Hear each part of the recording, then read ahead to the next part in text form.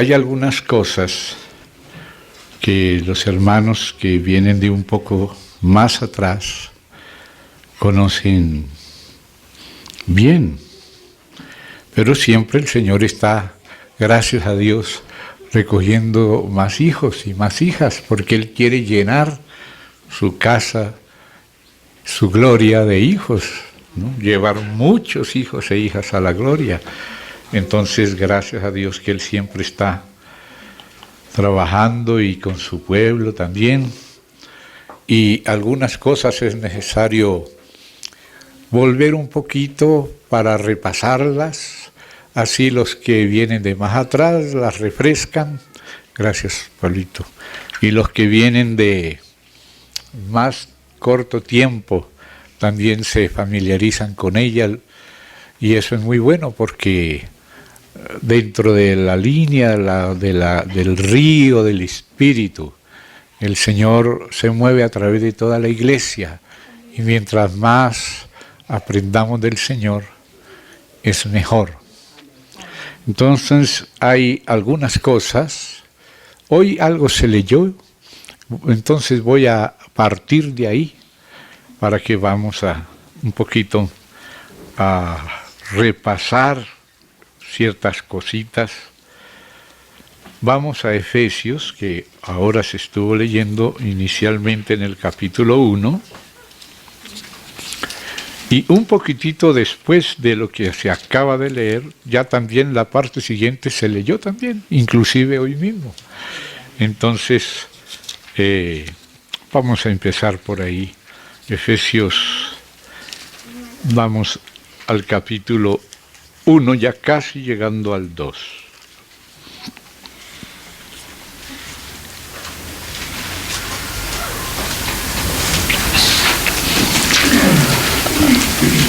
Por esta causa también yo, dice en el capítulo 1 desde el 15. Él ha hablado de un propósito eterno de Dios y de una realización de ese propósito en la obra de Cristo, y ahora el Espíritu es el que aplica lo que Él ya consiguió. La obra de Cristo empieza primero haciéndose en Cristo.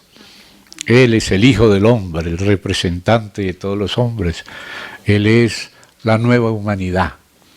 Y el que nos lo da es Dios por el Espíritu. Y el Espíritu nos lo da no por méritos, sino como estábamos recordando de Gálatas, Él suministra el Espíritu no por las obras de la ley, porque nosotros mismos no tenemos base para merecer nada.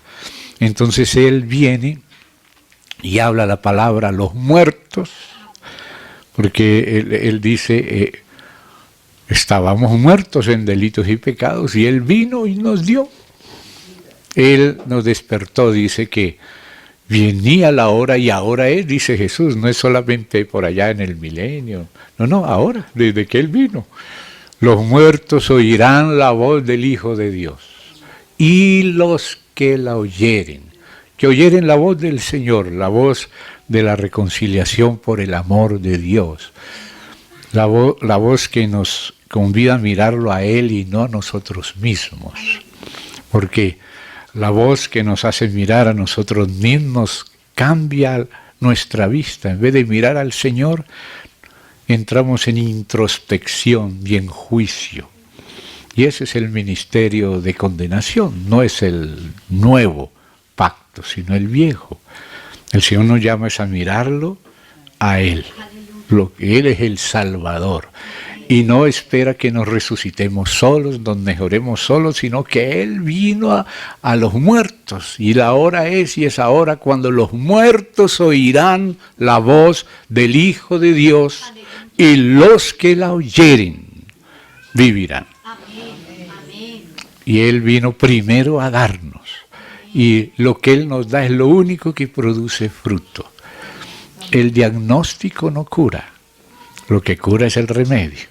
Entonces Dios nos dio primero la ley para que nos demos cuenta que no hay cuero para tanto en el hombre, que por sí mismo no va a poder cumplir la ley ni agradar a nadie.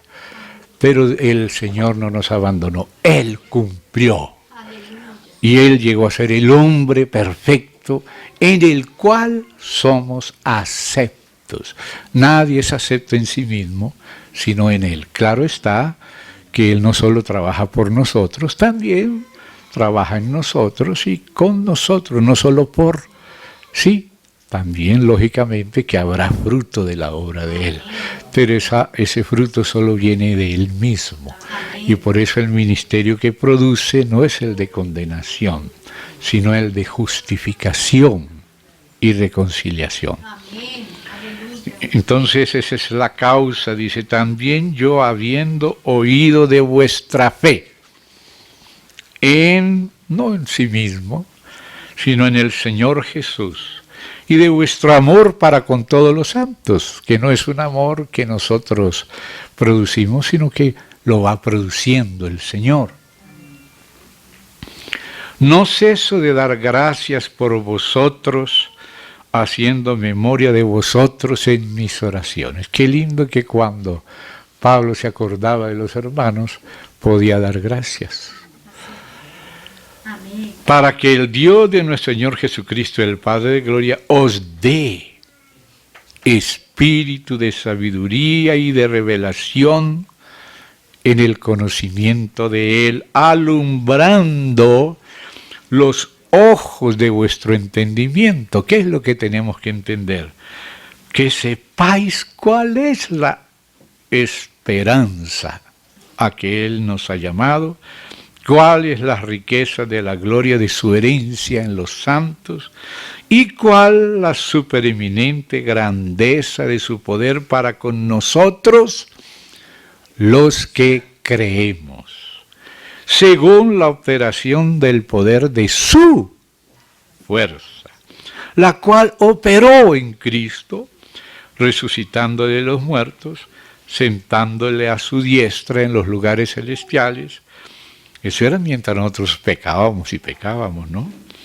Y sobre todo principado y autoridad y poder y señorío, sobre todo nombre que se nombra, no solo en este siglo, sino también en el venidero, y sometió Cristo todas las cosas bajo las plantas de sus pies.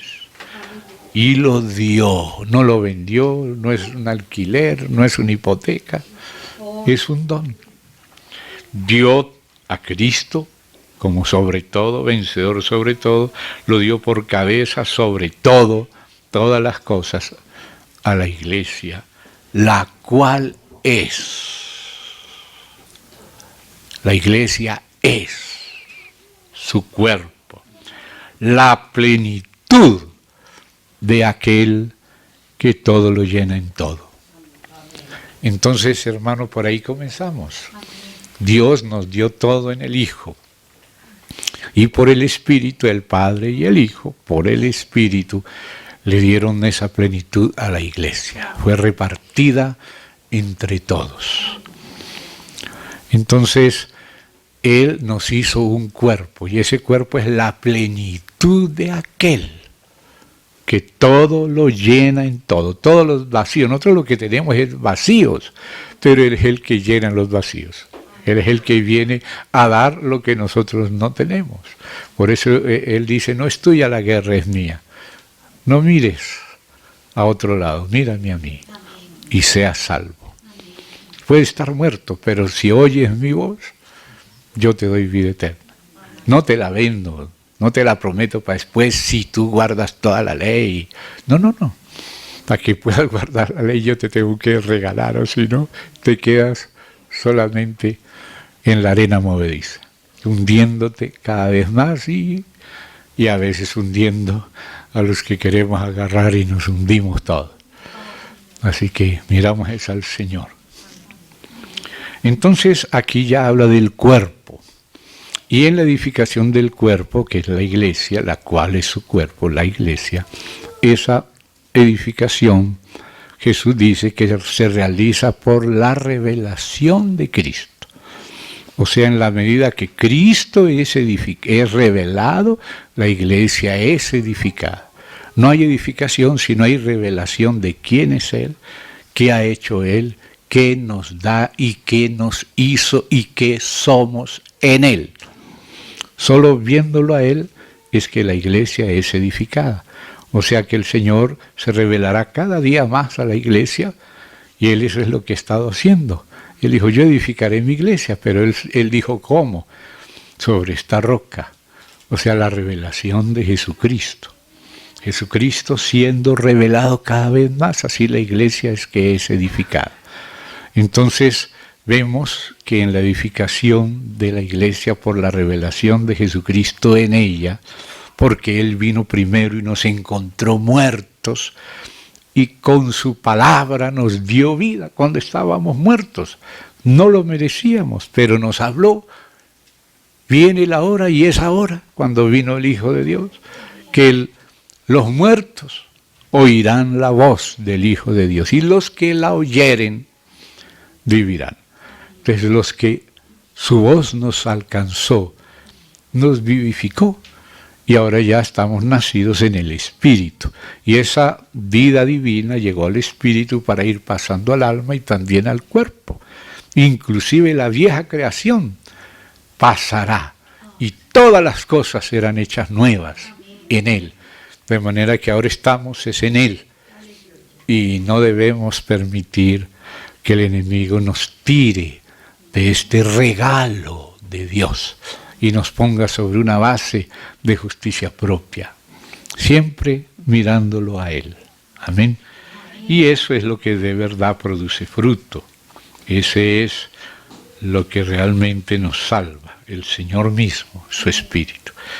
Entonces, vemos que lo que está haciendo Dios es edificando su iglesia. Y cuando Él habla de la iglesia, vemos que el Señor habla en dos planos. Un plano que es en el plano universal, que es necesario comprenderlo primero, para después poder entender el otro plano, donde también el Señor y su Espíritu y sus apóstoles hablan de la iglesia en su sentido local. Pero no se entenderá bien el sentido local de la iglesia si no se entiende bien el sentido universal. Entonces, en ese pasaje que acabamos de recordar o aludir de Mateo 16, en los evangelios solamente 2 veces aparece la palabra iglesia. Y una vez aparece refiriéndose a su sentido universal y la otra vez refiriéndose a su sentido local. Las dos vienen de la boca del Señor Jesús. Tú pasas por todo Marcos, sí, la iglesia está ahí, pero la palabra iglesia no está ni usada en Marcos, ni en Lucas, ni en Juan, aunque exista la iglesia. Pero cuando Él usó la palabra iglesia fue en Mateo. O sea, en su vida, pero el que la recordó, el que la registró por providencia divina, fue Mateo. Entonces, ya volviendo ya de Efesios a Mateo, vamos a abrir. Perdonen que vaya más despacio, sé que algunos lo entienden, pero hay otros más nuevos. Entonces, los que lo entienden, nos enriquecemos otra vez, lo refrescamos, y los que el Señor está trayendo, se fijan en ello, entre nosotros, en la comunión, porque de esto se trata en la iglesia, y somos de la iglesia. Entonces, en Mateo 16, ahí vemos el uso de la palabra iglesia por el Señor Jesús, la única vez en que aparece en los evangelios. Ya después vemos Él hablando también en Apocalipsis, pero por ahora vamos por el evangelio. O sea, mientras habló en su ministerio terrenal, ya en Apocalipsis habló en gloria. Entonces dice Mateo 16, esto que estábamos aludiendo. Y en ese capítulo leo desde el verso 13, viniendo Jesús a la región de Cesarea de Filipo, los que acaban de venir de Israel saben que eso queda hacia el norte, yendo como quien dice de Tel Aviv para Haifa, en el medio queda Cesarea de Filipo. Preguntó a sus discípulos diciendo, ¿quién dicen los hombres que es el Hijo del Hombre. Cuando dice, ¿quién dicen los hombres? Es cuál es la opinión de los seres humanos según su propia humanidad.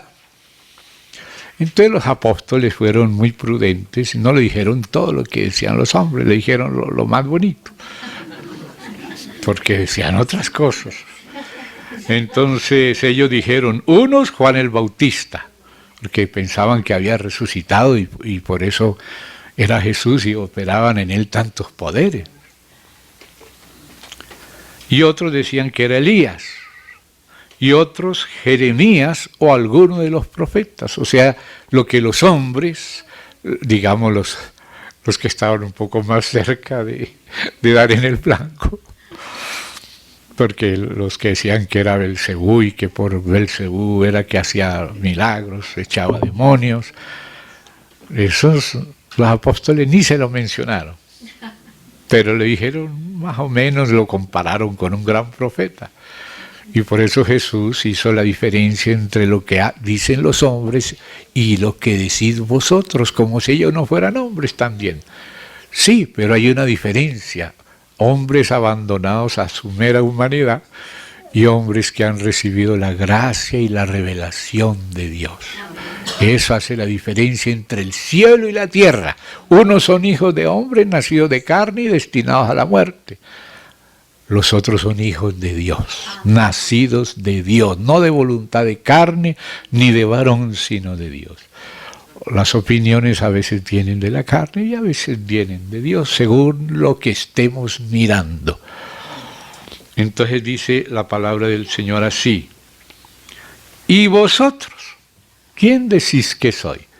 El Señor quería que se hiciera público aquello que es espiritual, que no se sabe qué hay en los corazones, pero que cuando Él pide que salga afuera, entonces dice, y vosotros, hace diferencia entre los hombres y estos hombres que creyeron en Él y le siguen a Él. Respondiendo Simón Pedro, dijo, tú eres el Cristo, el Hijo del Dios viviente.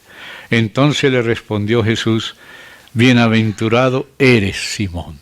Note que la bienaventuranza no depende de lo que uno es, sino de lo que el Señor es para nosotros.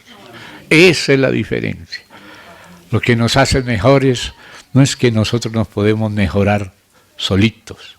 Lo que nos hace la diferencia es lo que el Señor es, lo que el Señor ha hecho, lo que su Espíritu nos da. Eso es lo que hace la diferencia. Y eso se recibe por la fe, que a la vez también resulta de la semilla que recibimos de Él. Le respondió Jesús, bienaventurado eres Simón, hijo de Jonás, porque no te lo reveló carne ni sangre. O sea, Jesús se daba cuenta que era lo que venía del Espíritu, del regalo, de la revelación de Dios, que es lo que edifica, y no lo que viene de uno mismo. A veces estamos deprimidos, a veces estamos en esto o en aquello. Entonces dice, si no, o sea, mi Padre que está en los cielos es el que le ha revelado esto, mi Padre. Y yo también, ya que mi Padre te habló, ahora yo también te voy a hablar, porque ahora tú sabes quién soy yo. Mientras no sepas quién soy yo y qué he hecho yo no te voy a hablar. Cuando mi Padre yo me doy cuenta que Él te habla, entonces yo te hablo. Yo también te digo que tú, o sea, el Padre nos dice quién es el Hijo. Y cuando vemos al Hijo, es que pasamos nosotros a hacer algo en el Hijo. Entonces ahora es el Hijo el que nos dice, y tú eres también algo. Primero, tú tienes que saber quién soy yo. Y eso no hay carne ni sangre que te lo pueda decir. Si no te lo revela Dios, estás con el cielo cerrado. Si te lo revela Dios, entonces ahora también me hace entender lo que tú eres, Pedro. Tú eres Pedro, o sea, Cefas, la palabra es una piedra. Y no dice sobre ti, sino sobre esta roca Y ya usó la palabra roca refiriéndose a lo que Pedro acababa de confesar por revelación de Dios. Esto no te lo reveló carne y sangre, no lo estás repitiendo de segunda mano. Si lo repites es porque tú también concuerdas con esa misma revelación porque has recibido del mismo Espíritu. Es cuando se recibe del mismo Espíritu se tiene la misma revelación. ¿Ve? El mismo sentir, el mismo hablar, la misma palabra. Entonces dice, edificaré sobre esta roca mi iglesia. La palabra iglesia, que es la palabra eclesía, no es usada solamente por Jesús en el Nuevo Testamento, es una palabra que ya existía con un uso normal en la cultura griega. Y la palabra eclesía son como lo llamamos a formar una asamblea. A veces la misma palabra iglesia, incluso en el mismo Nuevo Testamento, se refiere a una concurrencia maligna como la de los plateros de Artemisa, que estaban diciendo grandes Artemisa de los Efesios, que los romanos llamaban Diana, pero que Artemisa es la palabra en griego, y como habla es los Éfeso, que era en griego, entonces es Artemisa, así está en el original. Entonces a esa concurrencia de los idólatras de Artemisa también se le llama iglesia. Cuando tú vas al griego, es traducido por Reina y Valera como concurrencia, pero si ves la palabra, eclesía. O sea, era también una asamblea alborotada, idólatra, contraria al Señor, pero en el idioma griego a esa clase de asambleas públicas se le llamaba eclesía. Pero el Señor no dice solo eclesía, dice mi eclesía. O sea, muchos reúnen gente como Demetrio. Demetrio, el jefe de los plateros, reunió a los plateros en Éfeso y hicieron una concurrencia y comenzaron a protestar. Y esa concurrencia, cuando lo lees en el griego, es eclesía, igual que iglesia. O sea, esa era la iglesia de Demetrio y los plateros. Un sindicato, puede ser una iglesia. Y algunas denominaciones que no se reúnen como la iglesia del Nuevo Testamento también usan la palabra iglesia y en el sentido común griego lo son, pero no en el sentido bíblico. En el sentido bíblico ya es la iglesia de Jesucristo. No cualquier asamblea, no cualquier concurrencia, sino los que salen del mundo a Jesucristo para hacer la asamblea de Él. La de Él, mi iglesia. Y ahí cuando Él dice, mi iglesia, en el 16, ahí donde dice, yo edificaré mi iglesia sobre esta roca, dice, yo también te digo que tú eres una piedra, o sea, Cefas, que quiere decir piedra, no es la principal, es una de ellas. Y el mismo Pedro dice que todos nosotros somos también piedras como Él. Eso lo dice Pedro, o sea que Pedro no entendió que solo él era una piedra. No, él dice que todos nosotros también, piedras vivas, somos edificados como casa espiritual. Entonces aquí Cefas se refiere a una de las muchas, pero roca ahora se refiere al Señor Jesucristo, revelado. Cuando Él es revelado por el Padre a nosotros, entonces somos edificados como la iglesia de Jesucristo. O si no, podemos ser asambleas de nosotros mismos, sindicatos, clubes. Y nosotros a veces también hacemos asambleas religiosas, también las hay. La de los plateros era religiosa, adoraba a Artemisa y defendían a Artemisa contra el Evangelio. Pero ¿de quién era? De ellos. No era del Señor Jesús, que eso es lo que hace la diferencia.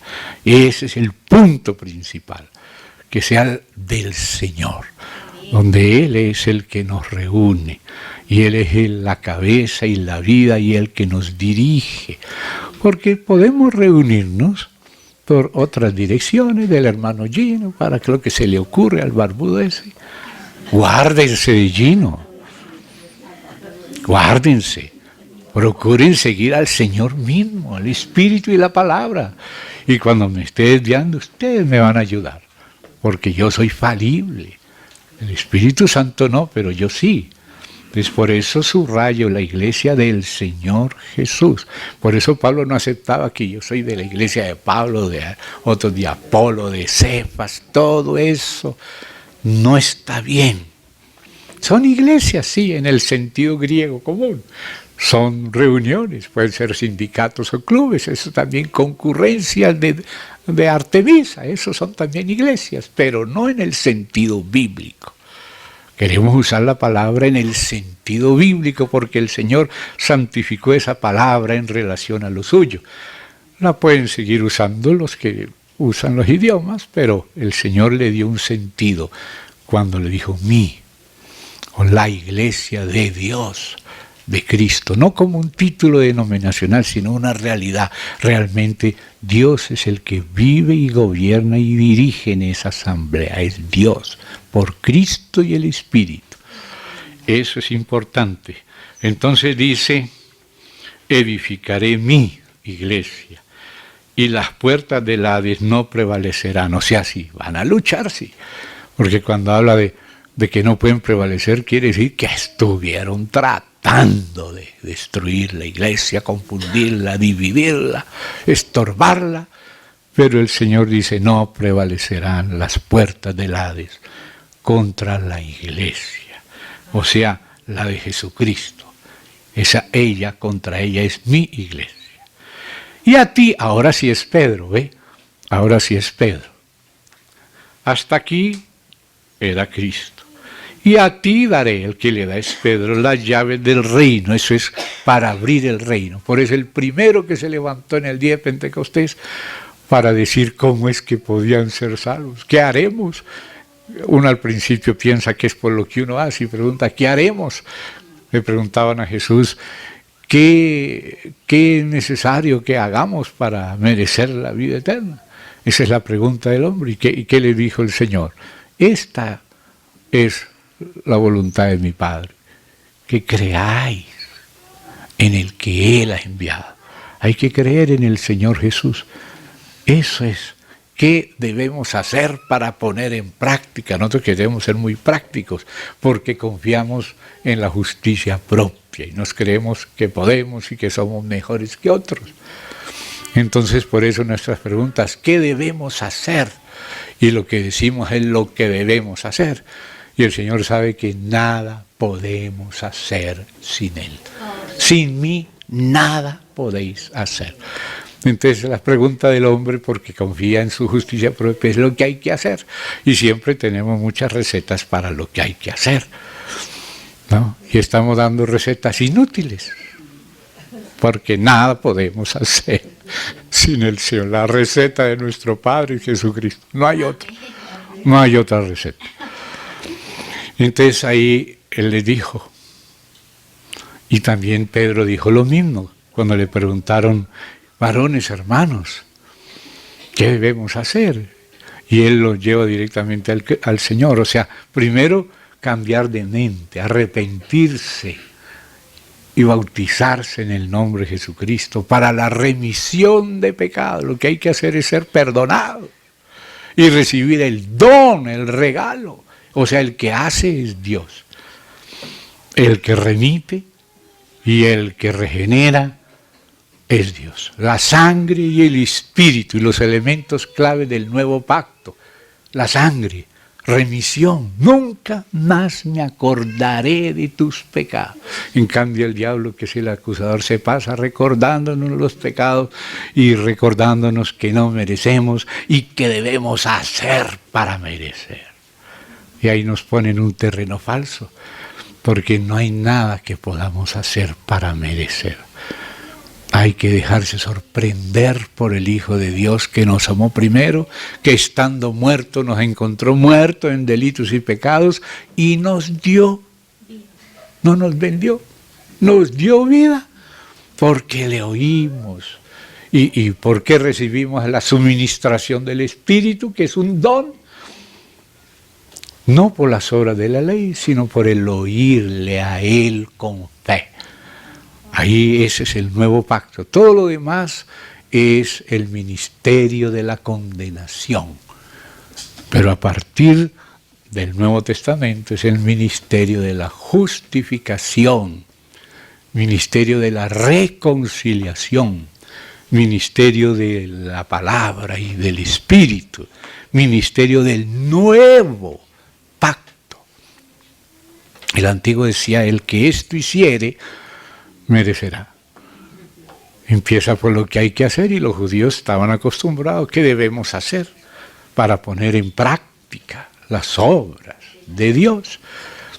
Y él dice, esta es la obra de Dios, que creáis en el que Él envió, o sea, su Hijo, el Mesías, Cristo, Jesús el Cristo. Esa es la obra de Dios. Y entonces aquí dice, y todo lo que desatares en la tierra será desatado en los cielos, y lo que atares será atado. Y entonces mandó a su discípulo que a nadie dijesen, note, al principio, cuando no había revelación, apenas estaba empezando, él no quería que la gente repita precozmente, de manera carnal, repitiendo a carne y sangre, porque se volvía una religión.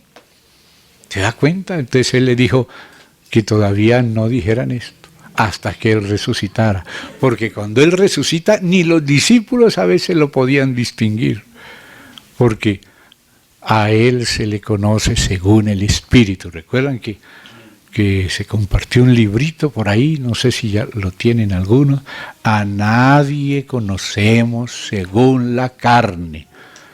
Al Señor no se le puede conocer según la carne una vez que resucitó. A Él solo se le puede reconocer en espíritu. Por eso algunos lo veían, ¿y quién es este que no sabe lo que ha pasado? Nosotros pensábamos que era el Cristo y andaban con Él, pero habían dejado de pensar quién era. Ahora pensaban, sí, pero ahora como que se pusieron tristes. Entonces Él tuvo que revelarse y tan pronto se reveló, se desapareció otra vez. ¿Y por qué Él se aparecía y se desaparecía? Para que aprendamos a conocer no según el hombre natural, sino según el Espíritu. Porque el hombre natural no discierne las cosas que son del Espíritu. Y Satanás trabaja con nuestro hombre natural, con nuestros paradigmas naturales. Y ahí quedamos enceguecidos por nosotros mismos. No vemos lo que solo se puede ver por revelación. Al Señor no se le conoce según el hombre natural, sino según el Espíritu. O sea, a partir de la nueva creación. Ahí se le conoce al Señor. Entonces, esos, los que nacieron de nuevo del Señor, ya sean maduros o sean niños, no importa. Si nació de nuevo, no quiere decir que ya esté maduro. Madurar demora mucho, pero si empezó, terminará. Perseverará. Si de verdad creyó en serio y no en vano. Si creyó en serio. ¿Creyó qué? El Evangelio. Lo que el Señor nos dio en su Hijo, lo que hizo por nosotros. Nunca Él nos va a llevar a alguien distinto de Él, ni va a tener un diagnóstico distinto que el diagnóstico de los que han recibido la gracia. Porque el diagnóstico, nuestra verdadera identidad, es lo que Él nos ha dado en sí mismo. Y hay que creerlo primero, para que eso vaya creciendo y apareciendo. Pero entonces eso nunca va a aparecer si nuestra esperanza está en poder ayudar nosotros un poquito, como le pasó a Abraham, y con su fuerza se apresuró y engendró a Ismael, que llegó a ser el peor enemigo de Isaac. Al principio ya lo menospreciaba a su hermanito, lo consideraba más pequeñito. Y esa es una actitud que no es del Espíritu. Considerar al otro menos cuando Dios nos ha dado lo mismo a todos. ¿Ve? Lo que predica el nuevo pacto es lo que el Señor nos dio a su Hijo y su Espíritu, y nos hizo perfectos en Él. Y no hay manera de salir de esa imperfección, sino mirando solo al Señor, que nos hace perfectos. Es el regalo, y ese regalo nunca es merecido. Entonces, por eso lo que debemos predicar es el Evangelio, el nuevo pacto. Entonces ahí descubrimos los que están adentro. Y luego dice, mandó a sus discípulos que a nadie dijesen que Él era Jesús el Cristo. O sea, no todavía, porque a veces nos adelantamos antes de sembrar la semilla y las personas toman cosas de Dios, pero según el paradigma humano, y las cambian y se vuelve otra cosa y promovemos otra cosa. Ustedes saben que hasta hoy existen en Irak los mandeos. Ustedes saben quiénes son los mandeos, que todavía existen en Irak. Los mandeos son aquellos que pensaban que Juan el Bautista era el Cristo, a pesar que Juan dijo, no, yo no soy Elías. Pues el ministerio de Elías estaba en él, pero él era Juan el Bautista. Elías Tidbit era otro ser humano. ¿Eres el profeta, el que prometió Moisés que se refería al Mesías? No, no soy. Entonces, ¿quién eres? No, una voz en el desierto que proclama, le prepara el camino al Señor. No soy digno de desatar la correa. Entonces, los que creían que Juan era el Cristo pasaron a la historia como los mandeos. Y hasta hoy existen mandeos que piensan que el Mesías es Juan el Bautista. Imagínense cuando se mezclan por religión, sin revelación, las cosas. Dios tenga misericordia de todos, que nadie merece esto, sino a quien Dios quiera darlo, no es venderlo. Entonces, por eso Él les mandaba a veces no ponerse a hablar cosas apresuradamente. Todo tiene su tiempo. En la hora de Dios, Dios sabe qué y cómo le va a traer revelación a quién. Pero si nos apresuramos como se apresuró Ismael, ¿qué engendró Ismael? El peor enemigo de Isaac.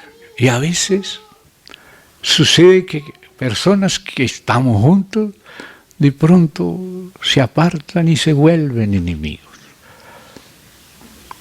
Es delicado porque, ¿qué dice el apóstol Juan? Dice, salieron de nosotros, pero no eran de nosotros. Porque si hubiesen sido de nosotros, habrían permanecido con nosotros. Pero salieron para que se manifestase que no todos son de nosotros. Esto es muy delicado, eso de, ya no me gusta esta iglesia, porque la mira no como la mira el Señor a través de la gracia y de la sangre. Entonces salimos a hacer algo como a nosotros nos gustaría. ¿Y qué tal que esa salida no sea una buena señal, hermanos? No dejamos de ser hermanos si de verdad creemos en Cristo. Nadie puede salir de la iglesia si nació dentro de la iglesia, porque es que la iglesia no es un club al cual uno se afilia. Si no nace de nuevo, está fuera de la iglesia. Puede tener cuello volteado y ser profesor de hebreo en un seminario, pero si no nació de nuevo, está fuera. Entonces lo que hace falta es que Jesucristo se forme en nosotros y que le oigamos y sigamos a Jesucristo y busquemos que sea Él y la palabra de Él la que reine sobre todos nosotros. Y si nos damos cuenta que de pronto, como cualquiera nos puede pasar, esto a cualquiera nos pasa, nos deslizamos por aquí o por allá, volver al camino, porque ese es arrepentimiento, es volver a ver desde el punto de vista de Dios. Eso es lo que quiere decir arrepentimiento, metanoia. es la palabra arrepentimiento, metanoia, meta como de metamorfosis, pero noia es el entendimiento, el paradigma. Somos transformados por la renovación del entendimiento. Ahora nuestro paradigma es según el Espíritu de Cristo. Cristo es nuestro paradigma. Él mismo, lo que Él es, lo que Él ha hecho y lo que nos ha hecho. Y que nos planta siempre en Él. Y que si nos desviamos nos limpia con su sangre y nos trae de vuelta a estar en Cristo. Y confesar lo que Él es y lo que Él nos dio y lo que somos por causa de lo que Él nos hace. Y ahí permanecemos firmes. O si no, seremos llevados de todo viento de doctrina. Y nos pasará esto de la precocidad de Ismael, que se creyó mejor y comenzó, como Agar su madre, a criticar a Sara, a criticar a Ismael, al hermano más pequeño, y que dijo el Señor, este no es el que te heredará, el que yo te dé, no lo que tú puedes hacer por ti mismo, sino lo que yo te doy. Hay una diferencia entre lo que Él nos da y lo que nosotros hacemos. Y eso es lo que nos coloca o en Ismael o en Isaac. Isaac es la simiente de Abraham según la mano de Dios. Ella era una viejita, él era un viejito, inútiles, estériles, pero Dios metió la mano de él y renovó. Lo renovó hasta que Abimelech se enamoró de esa viejita de 90 años. ¿Qué le habrá pasado a Sara que un rey se enamora de una ancianita de 90? Esa es la mano de Dios, ¿se da cuenta? Fue Dios el que metió su mano. Lo que Sara no podía hacer, ni Abraham tampoco, porque dice que Dios esperaba a Abraham, pero lo que esperaba era que Abraham ya no tratara de ayudarle más con su propia mano. Y cuando Abraham ya dijo, bueno, yo no sé, ojalá, esa era la buena intención, ojalá Ismael ande delante de ti. No, no es ese, Abrahamcito. Llevas 13 años engañado, confiando. ¿Qué es? Y eso no es el que yo te daré. Ese es, no el que tú has fabricado. El que yo te daré. Hay cosas que nosotros queremos fabricar por nosotros mismos y las fabricamos. Y mire hoy, ¿qué fue lo que fabricó Abrahamcito con Agar? Mírelo hoy, ¿qué ha sido? Dios mío, la intifada de los puñales es uno de los capitulitos de la buena intención de Abraham, de ayudar a Dios. Y Dios era que esperara que Abraham ya llegara a los 100 años, fuera débil, ya no sirviera para nada y no confiara más en sí mismo. ¿No fue eso lo que hizo con Jacob? ¿Qué fue lo que convirtió a Jacob en Israel? Que Dios le puso el dedo, no en la llaga, pero sí en el muslo. Porque la llaga es nuestra debilidad, pero el muslo es nuestra fortaleza y somos tan fuertes que si Dios no nos trata y toca nuestro muslo, seguimos apoyándonos en nuestra propia fuerza. Pero cuando estamos dislocados, con solo poner el pie ya nos duele. Pero cuando no nos duele, sino que pensamos que todo está bien, lo que sale de nosotros. Ay, Señor, qué luchita vamos a tener otra vez con Dios. A ver dónde nos pone el dedo para que ya no seamos tan fuertes en nosotros mismos, sino que nos cueste poner el pie, nos duela. Porque cuando a uno no le duele, uno está muy seguro de sí mismo. Y cuando somos muy seguros de nosotros mismos, no miramos lo que hace el Señor en otros. Solo miramos el defecto de los otros. Que Dios tenga misericordia. Entonces, ahí vemos cuáles son los que son parte de esa iglesia de Cristo, o sea, los que de verdad nacieron de Él. O sea que de verdad el Señor regeneró su espíritu, basado en la fe. y le creyeron al Señor en serio, porque hay un creer en vano, que Jesús clasifica a aquellos que no dan fruto, en los que creen en vano, pero luego se apartan. ¿Por qué se apartan? Porque están buscando algo distinto al Señor, están buscando una perfección donde no está. Está solo en el Señor y con la iglesia única que incluye a todos los hijos son la iglesia. Todos los que lo hemos recibido somos la iglesia, no podemos salir de la iglesia y menos hacernos enemigos de la iglesia.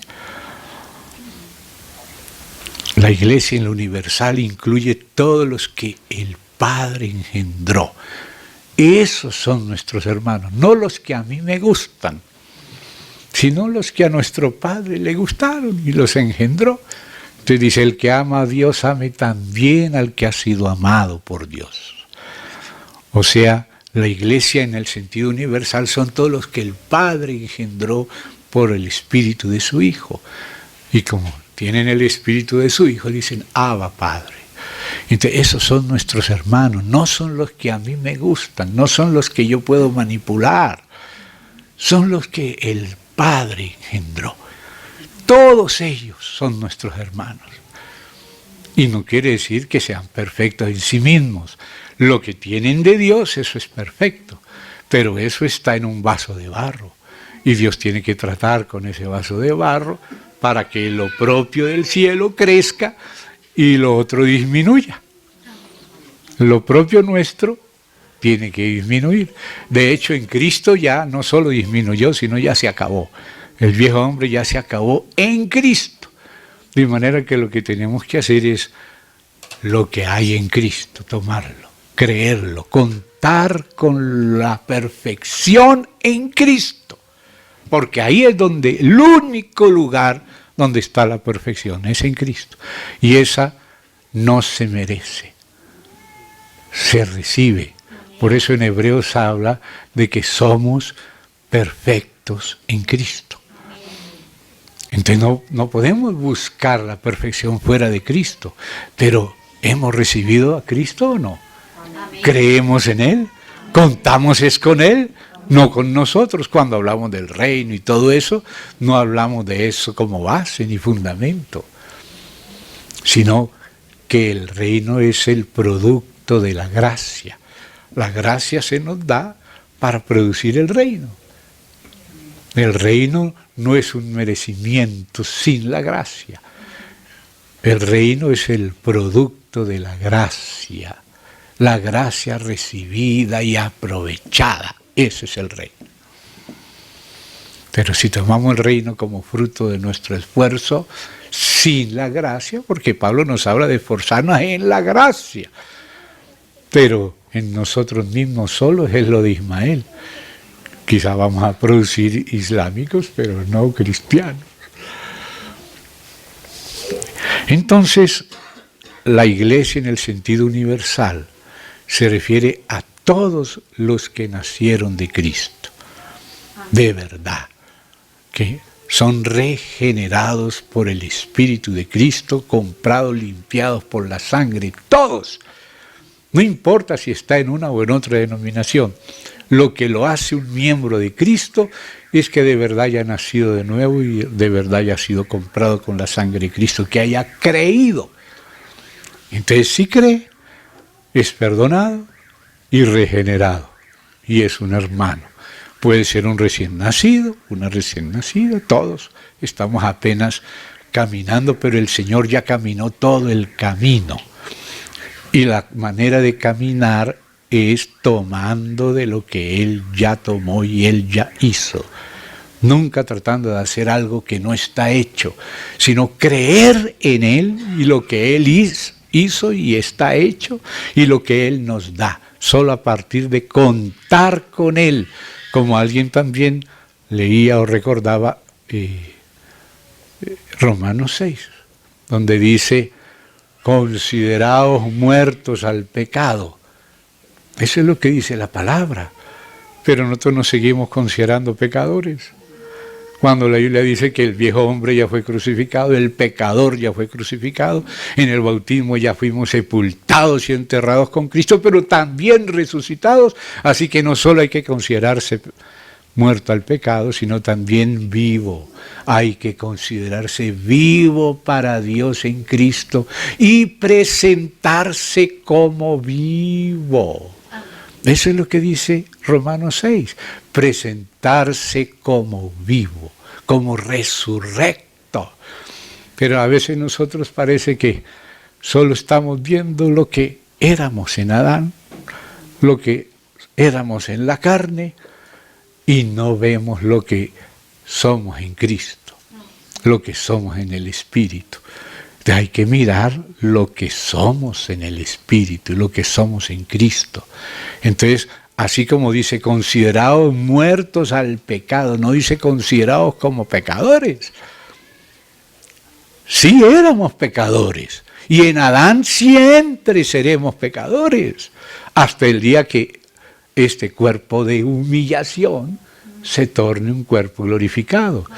Pero no solamente tenemos lo que heredamos en Adán, nacimos de nuevo en la justicia y santidad de la verdad. El nuevo hombre ya es perfecto, no que yo lo perfecciono, no, él nace perfecto.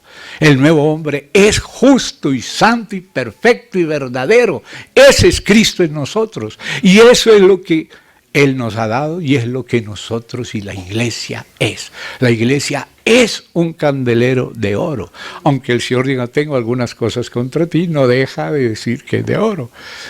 Porque Él no niega lo que somos, sino que por medio de la aplicación de nuestra liberación en Cristo a través del Espíritu, nos libra de lo que ya nos libró. Es que ser librado en la experiencia es fruto de haber sido librados en Cristo. Cristo tomó nuestra humanidad, la pasó por la muerte, la enterró y salió de nuevo y comenzó una nueva humanidad. Y eso, estando nosotros muertos, Él llega a nosotros y nos habla la palabra, los muertos, y los que le oímos, vivimos. Oír. Los muertos oirán la voz. ¿Por qué? Porque no son los muertos los que se pueden resucitar solos. Él es el que nos resucita, Él es el que nos regenera, Él es el que nos da vida cuando estamos muertos. Él empieza de cero. Él no apela a lo que nosotros somos. Él viene a librarnos de lo que somos, porque no podemos librarnos solos. Y Él dice, sin mí nada podéis hacer, pero confiad en mí. Confiad, no en vosotros. No esperéis nada de nadie ni de vosotros, porque nos vamos a engañar. Confiad en mí. Yo vencí al mundo. Y esa es la victoria, dice Juan, que vence al mundo. Nuestra fe en el Hijo de Dios. Entonces el enemigo nunca nos va a decir, miren al Hijo, no, mírense a ustedes, miren ese miserable, todos aquí somos unos miserables. ¿Y qué vamos a hacer? En vez de ser la iglesia del Señor, vamos a ser el club, ya no de los inmortales como habla Daniel Sturzi, de los miserables. Y esa es la humanidad en Adán, el club de los miserables. Y no hay manera de salir de esa miseria sin Cristo, pero Cristo ya sacó la humanidad, porque Él se tomó nuestra humanidad. Él es el Hijo del Hombre. Y Él venció eso y nos lo da gratis. Nos lo dio, así que lo que hay que hacer es compartir juntos del botín que Él conquistó. Amén. Y confesar lo que Él es y lo que Él nos dio y lo que nos hizo y lo que somos en Él. Por eso dice Pablo, considérense muertos al pecado. No sigan confesando que son unos miserables. Éramos, eso sí dice, éramos, pero ahora en Cristo ya es otra realidad. Una realidad que no viene de algo que merecimos o logramos, que Él logró para nosotros. Amén. Y nos lo dio como botín y lo recibimos por la fe. Amén. Entonces ahí recibimos porque Él nos lo dio. Y nos lo dio porque no lo teníamos ni lo merecíamos. Por eso no lo hubiera vendido, no lo hubiera alquilado, no lo hubiera puesto bueno, con algún sistema de irle pagando por cuotas o algo así, pero no, nos lo dio. Nos lo dio. Entonces dice, consideraos muertos al pecado, y también dice, consideraos, que ya está implícito, vivos. Aleluya. Para Dios en Cristo. No te mires en ti mismo. Siempre que miras a ti vas a descubrir el pecador y la pecadora. ¿Y cómo vas a salir de ahí? Por más fuerza que haga no vas a salir, pero míralo a Él. Míralo a Él. No a ti, míralo a Él. Señor, yo todo lo destruiría, pero tú viniste. Aleluya. Y hablaste y sembraste la simiente inmortal. Y ahora creemos, porque tú nos diste la fe. ¿Cómo? Por tu palabra es la simiente de vida eterna. Por eso el Evangelio es la buena noticia de lo que el Señor terminó en la cruz y nos dio en el Espíritu, y ahora somos hijos e hijas de Dios. Hay que mirar a lo que somos en Él y no lo que heredamos de Adán. Si solo miramos lo que heredamos de Adán, vamos a seguir en Adán, lamentando toda la vida y hundiéndonos cada vez más en el fango, porque eso es lo que produce Adán. En Adán todos mueren, pero en Cristo todos serán vivificados. Entonces dice, consideraos muertos al pecado. Ya, considérese así, porque vuestro viejo hombre ya fue crucificado. No lo vas a tener que crucificar tú todos los días, no, ya fue en Cristo. Y tú has recibido al Cristo libre. Y el Espíritu te da lo que Cristo es y te hace lo que Él hizo. Por eso dice que mirándolo a Él, somos transformados en la imagen de Él. No mirándonos unos a otros, descalificándonos unos a otros, solo nos vamos a hundir. Pero el Señor no vino a descalificarnos, Él no vino a condenar, Él vino a dar vida a los muertos. Él es nuestro Salvador, Él vino a ayudarnos y Él nos ha ayudado, hasta aquí nos ha ayudado y nos va a seguir ayudando. No podemos negar lo que Él ha hecho en nuestras vidas. ¿Cuántas veces nos ha perdonado, nos ha librado, nos ha guardado de locuras, hasta de las consecuencias de lo que nosotros hacemos? Eso era ya para estar en el infierno siempre, pero nos ha librado. Nos ha perdonado, pero también Él nos ha dado su Espíritu. Entonces, los que tienen el Espíritu son los hijos de Dios. Y ese Espíritu se recibe por la fe, no por haber merecido o logrado. Para poder hacer tenemos que ser, y para poder ser tenemos que nacer de nuevo. Y nadie se puede regenerar por sí solo. Él nos hizo renacer, dice la palabra. Él nos dio, y por eso fue Él el que llegó a nosotros. Cuando Él quiso, Él sabía la hora, el momento en que se iba a meter en nuestra vida. Dijo, hijo, hija, aquí estoy yo soy tu Salvador. No mires a ti mismo, mírame a mí, miradme a mí y sed salvos. Mientras Pedro miraba al Señor, pudo caminar sobre las aguas. Cuando dejó de mirarlo a Él, se hundió. Se hundió. Entonces, todos los que son de esa iglesia universal, o sea, los que creemos en el Señor, de verdad lo hemos recibido, somos hijos de Dios nacidos de nuevo, y si andamos en el Espíritu vamos a irnos despojando de muchas cosas porque ya fueron despojadas en Cristo, y viviendo por Cristo, contándonos como vivos y presentándonos como vivos. ¿Cómo te presentas tú al Señor en tus oraciones? ¿Como vivo o como pecador? Claro que hay que arrepentirse, pero no hay que mirar solamente el espejito.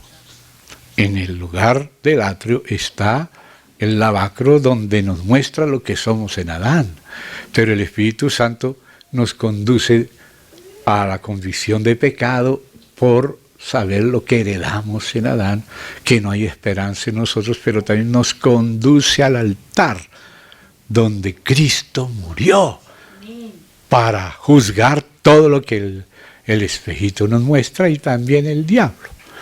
Que el Espíritu Santo siempre nos habla para llevarnos a la salvación y a la gracia. En cambio, Satanás nos habla para condenarnos, para inutilizarnos, para hacernos sin ánimo, dejarte hundido. Y si solo vas a creer en lo que todos dicen de ti, no vas a recibir al Señor. Pero nadie que recibe al Señor por ser bueno. ¿Recibisteis por qué el Espíritu? ¿Por las obras de la ley? ¿Por haber obedecido? No. Entonces, ¿por qué? Por oír con fe. ¿Qué? El Evangelio, la promesa de Dios. Me voy a olvidar de tus pecados, voy a poner mi Espíritu y yo haré que andes. ¡Ay, qué lindo! Que se olvida, otros parece que no se pueden olvidar. Solo se acuerdan de nuestros pecados. Pero el Señor dice, yo me voy a olvidar y yo te voy a regalar mi Espíritu. Y de ahí puedes considerarte muerto al pecado y puedes considerarte vivo para Dios y presentarte como vivo, como resurrecto en Cristo. ¿En base a qué? ¿Usted cree que si no se hubiera parado en esa base San Pedro iba a poder predicar el primer sermoncito? ¿Ustedes saben qué decía él en el primer sermón? Vosotros negasteis al autor de la vida como si él no lo hubiera negado. ¿Será que era muy desvergonzado? No. Él lloró amargamente, reconoció su miseria, pero el Señor lo miró con amor. Para que él no confiara en sí mismo, permitió que tuviera su caída. No la provocó el Señor, pero a veces Dios permite que uno caiga para que no confíe en sí mismo. No lo permita, Señor. No queremos ofenderte a ti, pero sabemos que si tú no eres el que nos ayuda, ¿quién nos va a ayudar? Él es el Salvador, no nosotros. Entonces hay que mirarlo a Él y recibirlo. Y recibirlo no solo como el que nos perdona, sino el que nos regeneró y nos hizo hijos. Hijos e hijas, a los que le recibieron, los que creen, les dio potestad de ser hechos hijos e hijas, que no son nacidos de voluntad de carne ni de varón, sino nacidos de Dios. Por lo tanto, nació de nuevo, nueva criatura, en la justicia, en la santidad de la verdad, como vivo, y puede presentarse como vivo. Cuando vienes a través de la sangre, vienes como vivo. Entonces, ¿qué es lo que dice ahí que hace la sangre? Primero, dice que al ver la sangre Él, pasa por alto nuestros pecados. Y en Hebreos 9:14, ¿qué dice? Leámoslo. Hebreos 9:14. Es muy importante ese verso. Dice así: ¿cuánto más la sangre de Cristo, el cual mediante el Espíritu Eterno se ofreció? Él que no había pecado, no podía hacer nada sin el Padre y sin el Espíritu. ¿Qué le parece? Él que nunca pecó. Dice, no puede el Hijo hacer nada por sí mismo, sino lo que debe hacer al Padre. ¿Y cómo se ofreció el Hijo? Mediante el Espíritu Eterno. No era Él solo. Aún siendo el Hijo, Él no confió en sí mismo, sino confió en el Padre. No puede el Hijo hacer nada por sí mismo, sino lo que debe hacer al Padre. Y lo que hace el Padre lo hace por el Espíritu. Y el Espíritu Eterno, la paloma, guió al Cordero. Y dice de Cristo, por el Espíritu Eterno se ofreció a sí mismo sin mancha a Dios. Limpiará, note qué es lo que limpia la conciencia. No de que ahora participas en esta fundación y estás dedicándote, porque muchos quieren mejorarse a través de fundaciones, a través de clubes, a través de clubes de misericordia y todas esas cosas. La gente confiando en lo que no es confiable. Dice acá, la sangre de Cristo, el cual mediante el Espíritu Eterno se ofreció a sí mismo sin mancha a Dios, limpiará vuestras conciencias. ¿Qué es lo que va a limpiar nuestras conciencias? Nada que tú haces, no las buenas obras que te enseñan por ahí, No digo que no haya que hacer buenas obras, las buenas obras va a ser espontánea, va a ser lo natural de andar en Cristo, pero no es la base por la cual somos recibidos, al contrario, por recibirlo sin obras, ahora Él hace obras y nos pide guardar sus obras, las que Él hace con nosotros. Pero no es que nuestras obras nos hacen meritorios, no. Dice acá, limpiará vuestras conciencias de obras muertas para que sirváis al Dios vivo. Obras muertas, o sea, obras que hacemos en la muerte, en la naturalidad adámica. Entonces no podemos servir a Dios si no somos limpiados por la sangre. Es la sangre de Cristo la que nos capacita, por eso dice ahí, limpiará vuestras conciencias. ¿Por qué a veces el diablo nos acusa en la conciencia? Porque estamos confiados en nuestras propias justicias, en lo que hacemos y merecemos y que somos mejores. Y eso nunca nos permitirá estar en pie. Solo te presentarás como vivo y resurrecto cuando creas, cuando cuentes con Él. Eso es lo que menos quiere el diablo, que tú oigas y de que se hable en la iglesia. El diablo siempre está acusándote, siempre está rebajándote. Él quiere que estés desanimado, que siempre mires y nunca das la talla. Y el Señor te hizo nacer de nuevo con la talla que necesitas. Naciste en la justicia y santidad de la verdad. En Él estás vivo y eres perfecto, en Él. La Biblia dice aquí mismo en Hebreos que somos perfectos. Mire, ahí no necesita pasar la página de Hebreos 10:10. Note, 10:10. En esa voluntad somos santificados mediante la ofrenda del cuerpo de Jesucristo, hecha una vez para siempre. Entonces ahí se da cuenta en quién somos santificados, en la voluntad de Dios que Cristo cumplió. He aquí vengo para hacer tu voluntad. Y la voluntad perfecta de Dios fue realizada en Cristo. Ahora Dios a hombres y mujeres, todas las razas, ricos, pobres, idiomas, lo que hayamos sido, a todos nos reparte el mismo Cristo. Nos da el mismo Cristo. Y en Él es que nos basamos. Eso es con lo que contamos. O si no, el enemigo nos va a estar acusando siempre, que eso es su trabajo. Pero que para que él acusaba a Job, acusa a Josué, hijo de Josadá, acusa hasta los vencedores los quería acusar, pero los vencedores no le creyeron. No es que no hagamos pecados y seamos débiles en la carne, no. Miramos a lo que el Señor hizo por nosotros, nos perdonó, de corazón se lo agradecemos, reconocemos que necesitamos su perdón, su sangre todos los días y su espíritu. Y Él nos hizo reyes, sacerdotes, hijos, miembros del cuerpo, y podemos presentarnos como vivos de entre los muertos. Entonces cuando venimos a orar, si solo vas a mirar, todo el diablo te va a decir, ¿tú qué vas a orar? Tú, Pedro, ¿qué vas a predicar? Tú, qué atrevido que eres, Pedro. ¿Cómo vas a decir a todos ellos que ellos han negado y tú? Dios mismo ya se olvidó y quiere que Pedro también se olvide.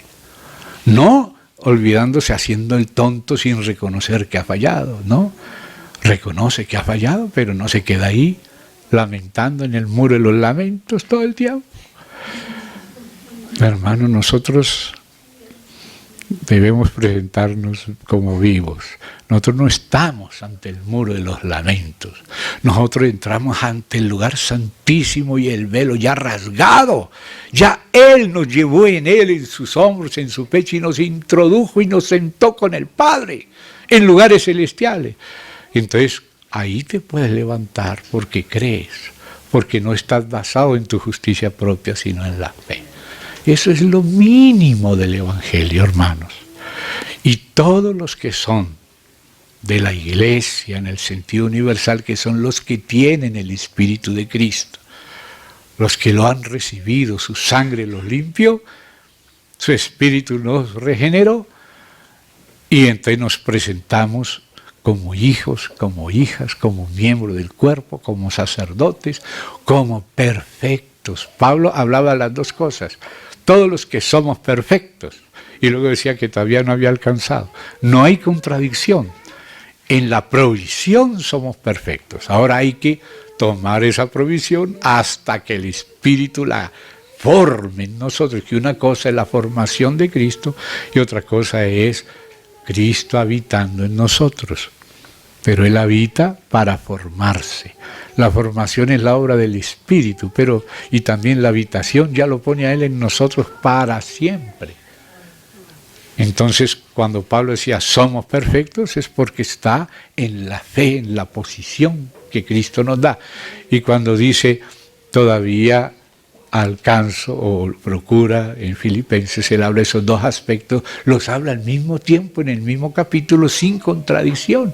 No hay que mirar solo un lado, sino mirar los dos lados. Todavía no hemos aprovechado todo lo que Él nos ha dado, pero ya nos lo ha dado. Y lo tenemos para aprovecharlo. Y lo tenemos porque nos lo dio. Porque Él mora en nosotros. Nos hizo hijos e hijas. Todo lo que tenemos de Él es perfecto. El niño es perfecto. Manita es perfecta, naricita perfecta. El niño, pero es perfecto. Y su crecimiento también está previsto, está programado en la perfección que le fue dada desde la simiente. Entonces ya el Señor nos dio lo necesario. Y lo que hay que hacer es creerlo cada vez, contar con Él. Si miras a ti mismo o a lo que te dicen, ahí te vas a quedar hundido. Pero no le oigas al diablo, ni a ti mismo, ni a tu desesperación. No andamos por introspección. La introspección nos hace mirarnos a nosotros mismos. Pero el Señor dice, mirad a mí y sed salvos.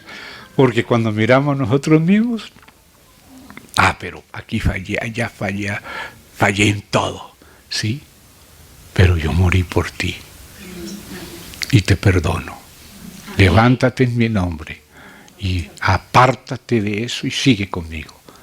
Oye, hermano, el Señor cuántas veces nos levanta y no nos deja ni acordar del otro. No te acuerdes en eso. No, pero es que me dijeron, no mires eso, ni oigas eso. Óyeme a mí. Preséntate como vivo de entre los muertos, como resurrecto, es lo que dice la Escritura. Vuelvan a estudiar Romanos, que es el Evangelio de Dios acerca de su Hijo. Vuelvan a estudiar Romanos, para no mirarte a ti mismo, sino mirar al Señor que vino a salvarnos de lo que sea, Míralo a Él y recíbelo, levántate en su nombre, porque el diablo solo viene a acusarte. Y si vamos a aconsejar la introspección, vamos a mirarnos a nosotros mismos. Pero dice, en tu luz veré la luz. No andando en nuestra propia luz. No, hay que decir que Él nos vaya mostrando la verdad. Señor, yo quiero ver como tú ves. Y quiero que me ayudes. Y el Señor no te muestra solo el espejito, sino el sacrificio. Al lado del lavacro está el altar. Con toda clase de sacrificios para expiación, para perdonarte la culpa, para consagrarte y hacer en ti lo que Él puede hacer.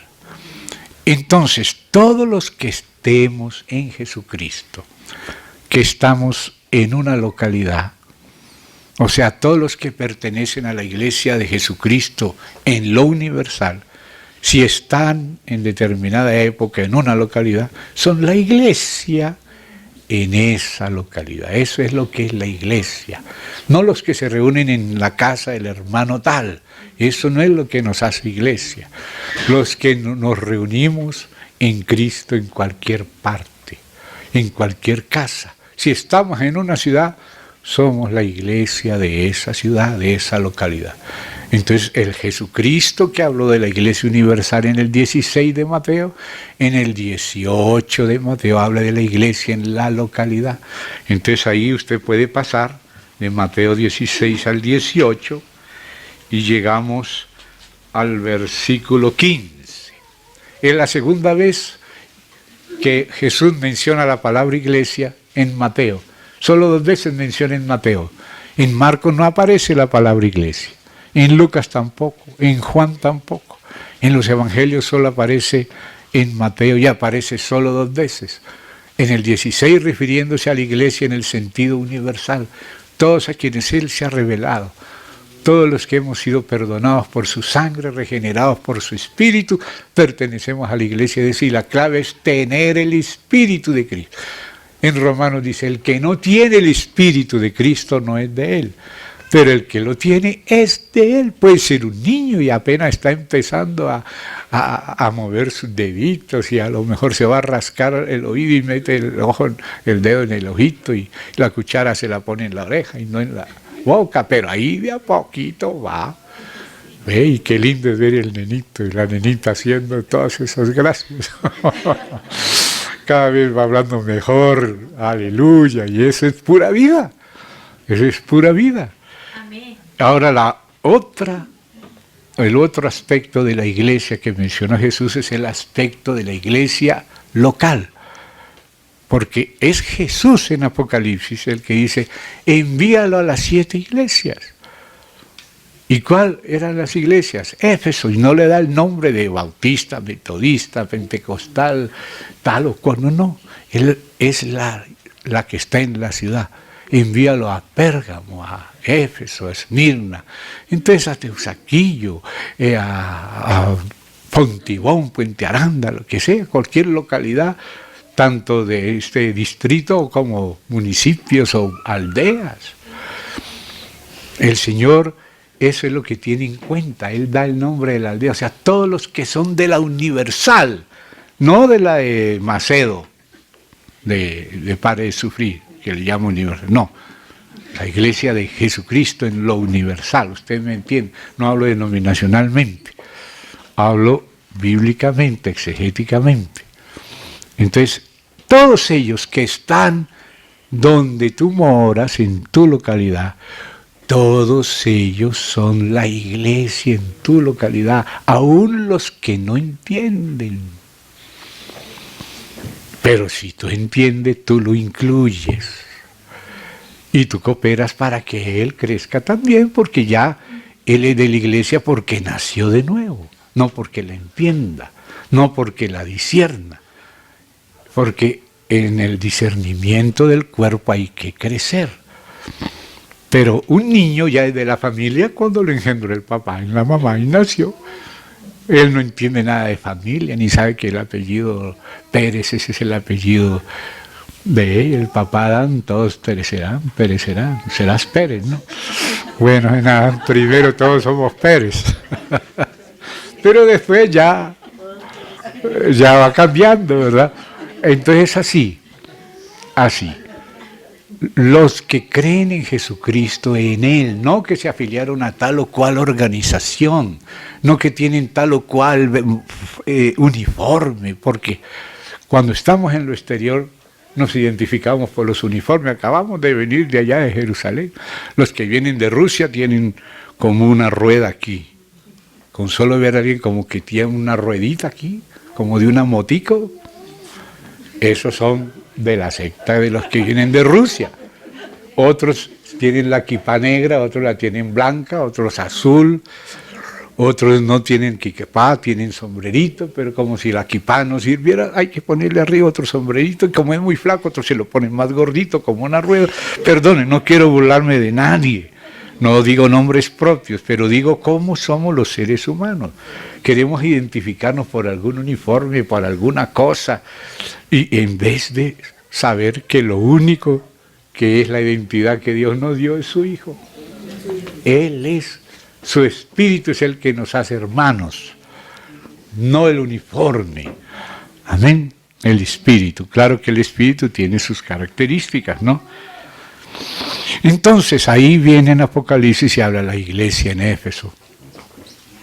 Y Jesús en el 18 de Mateo dice así: si tu hermano peca contra ti, ve, ¿a dónde? ¿A internet? ¿A dónde? A él mismo. Repréndele estando tú y él solos. O sea, si es un pecado contra ti, lo reprendes solo con el objetivo de que él esté bien con el Señor, se recupere él, no para yo desahogarme y bueno, ¿se dio cuenta? Yo le había dicho. No, el objetivo es otro. Si te oyere, ¿cuál es el objetivo? Has ganado a tu hermano, no la pelea, sino al hermano. No ganó la pelea, ganó al hermano. Pero si el hermano todavía lo tenemos allá arrinconado. Mas, si no te oyere, nada de prisa. Ay, bueno, era lo que yo quería, no quiero saber más nada de ese o de esa.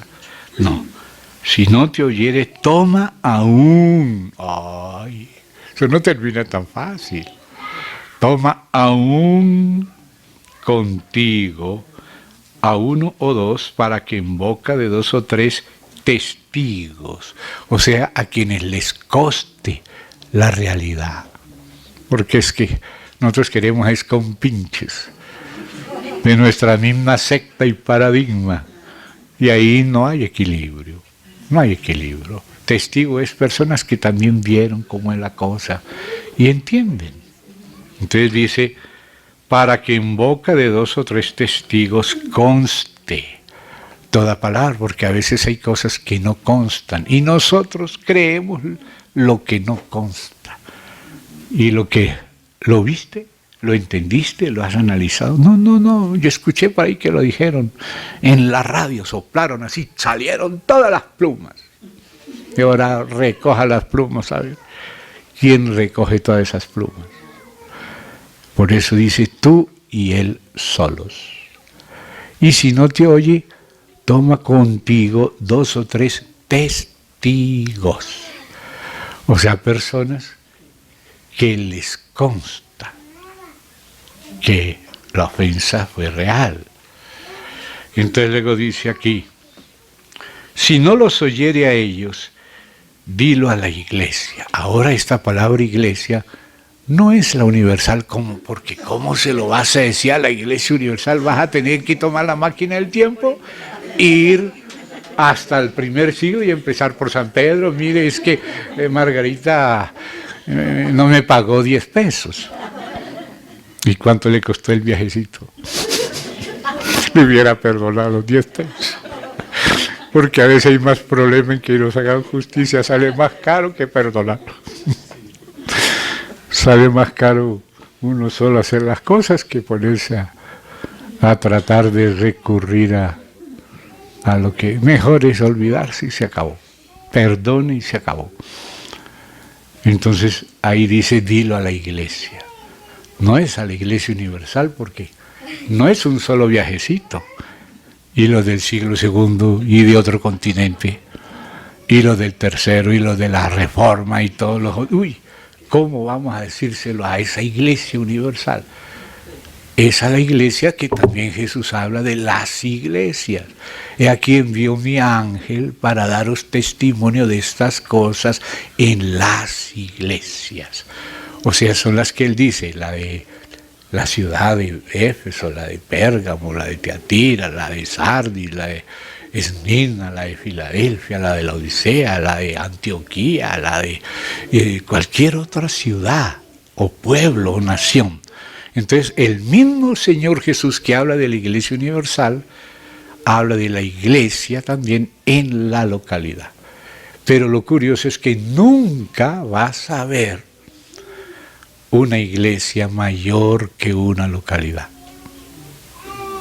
En el sentido universal es una sola iglesia, pero Jesús también estableció la administración local de cada iglesia.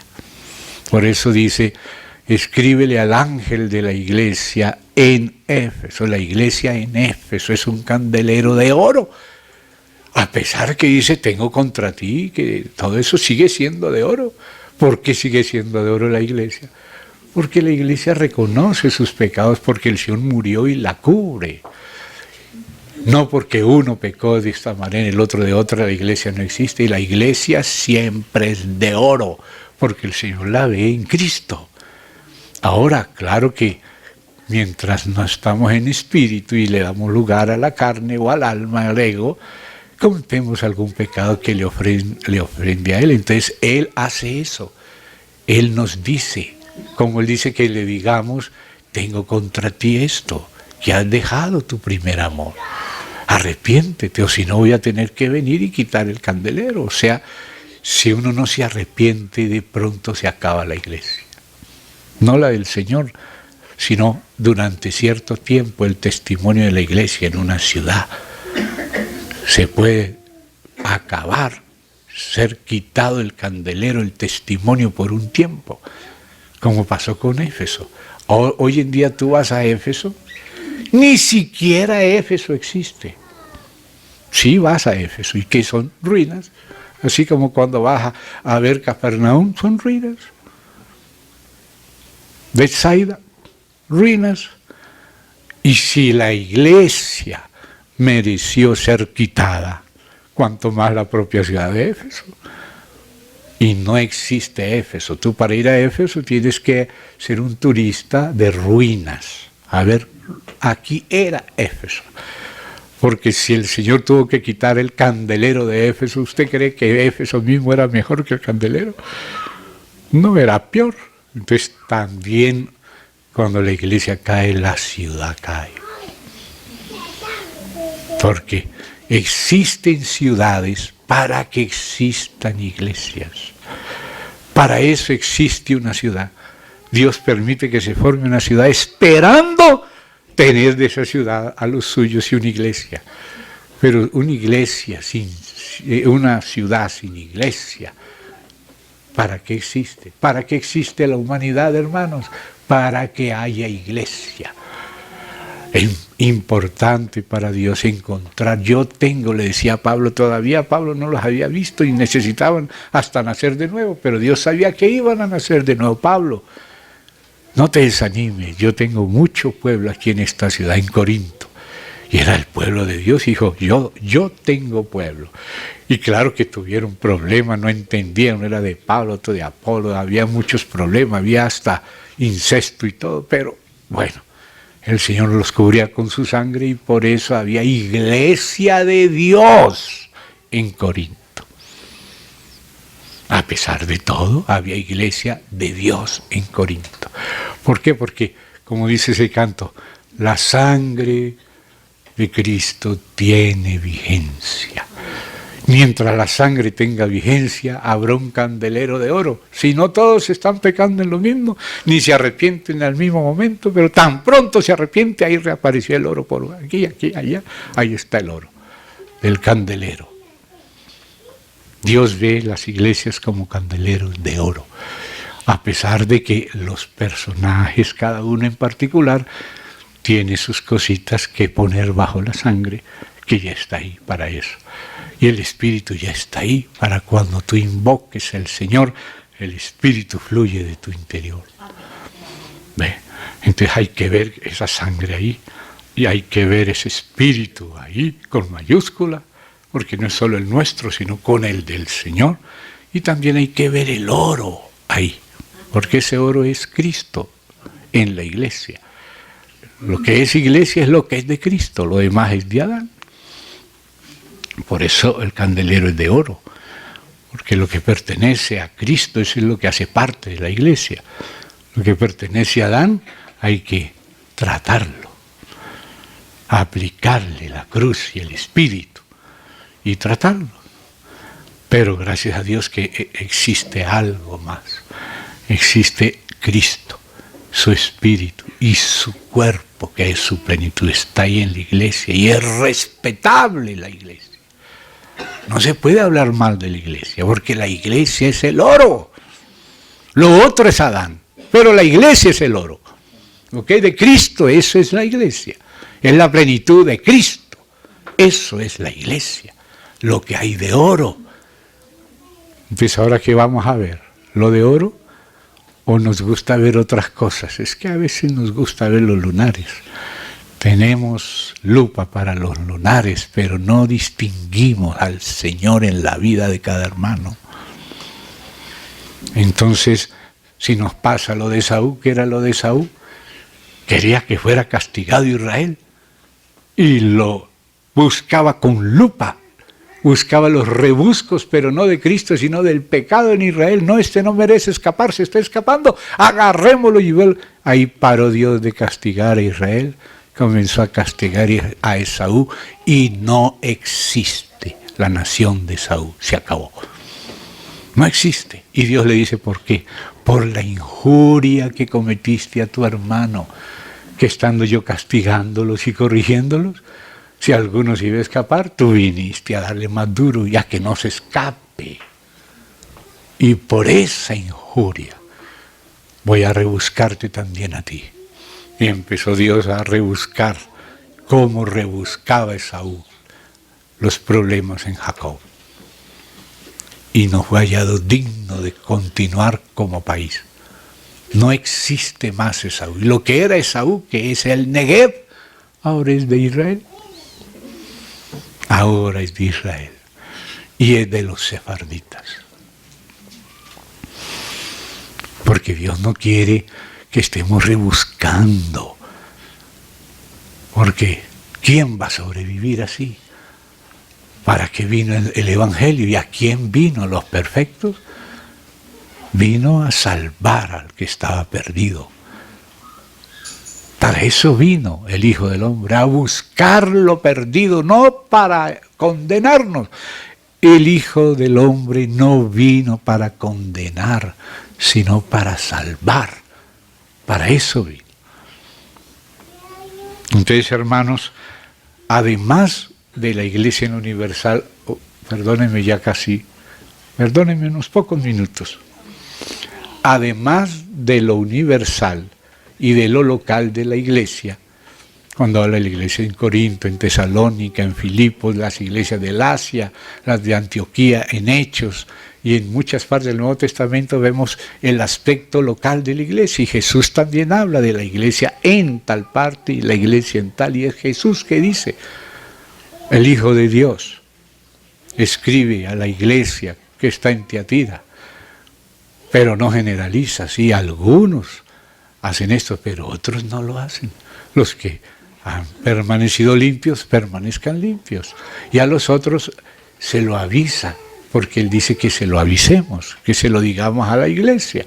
¿Para qué? Para que tenga la oportunidad de pedir perdón y limpiarse y levantarse y servir al propósito de Dios. Como dice ahí, limpiar la conciencia para poder servir al Dios vivo, porque con una conciencia acusada no se puede servir al Dios vivo. ¿Y de qué manera se limpia la acusación? Cuando se confiesa el pecado, uno no se hace el tonto delante de Dios. Y también cuando necesitas decírselo a una persona, también se lo dices. Ojalá a veces la persona no está en buen ánimo, buena disposición. Entonces habrá que esperar un momento en que por lo menos parezca que esté, para bien de la persona, porque tú tan pronto cometes un error, ahí mismo el Espíritu Santo te hace dar cuenta, y ahí mismo quisieras parar y enderezarte, pero a veces hay que esperar, ¿no? Esperar por la otra persona, pero hacer tu parte lo mejor que puedas. Si la falta es entre dos, no esperemos que el otro arregle su parte. Hagamos la nuestra y el otro sabrá. Nosotros no debemos decir hasta que él no haga o ella no haga, yo no hago. No, yo tengo que hacerlo porque el Señor me mostró. Ahora la otra persona puede haber hecho peor y no se da cuenta, pero tú no debes tener eso en cuenta. Perdonar antes que nos pidan perdón. Pero después nos pueden pedir perdón. Pero a veces la persona no está en la luz suficiente para entender lo que ha hecho. Entonces hay que esperar, pero hay que perdonar antes que la persona se despierte. Entonces, además de la iglesia en lo universal y en lo local, existe algo también de la obra del Señor, de la edificación del Señor del cuerpo, que es la iglesia en lo universal, que se llama la obra del Señor.